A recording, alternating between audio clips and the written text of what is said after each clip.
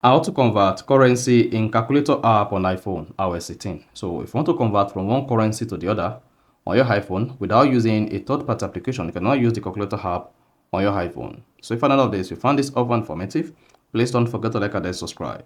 Now to convert currency in calculator app on iPhone iOS 18, all you just need to do is go ahead and open the calculator app on your iPhone. You can find this under utilities or click on the spotlight search and search for calculator.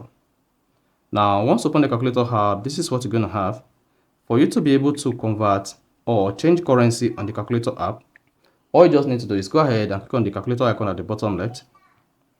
Then click on convert.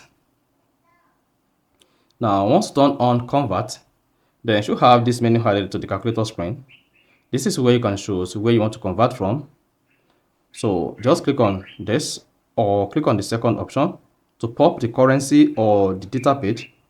Under unit, locate currency and select currency. Now, once you select the currency and click on done, come here and choose the currency you want to convert from. So here, let's say I want to convert from US dollars. So come here and select US dollars. Then here, what I want to convert US dollar to is British pounds. Click on that. Then here, you see your US dollar and then the British pound. If you want to convert to maybe your local currency, just come here and search for the unit. So it could be Canadian dollar or other country currency. Then type in the amount you want to convert. So let's say I want to convert 5,000 US dollars to Canadian dollar. Then you can see the conversion on the screen. So instead of using a third-party website to convert your currency, you can just use the default calculator conversion on your iOS 18. So that is basically how to convert currency in calculator app on iPhone iOS 18.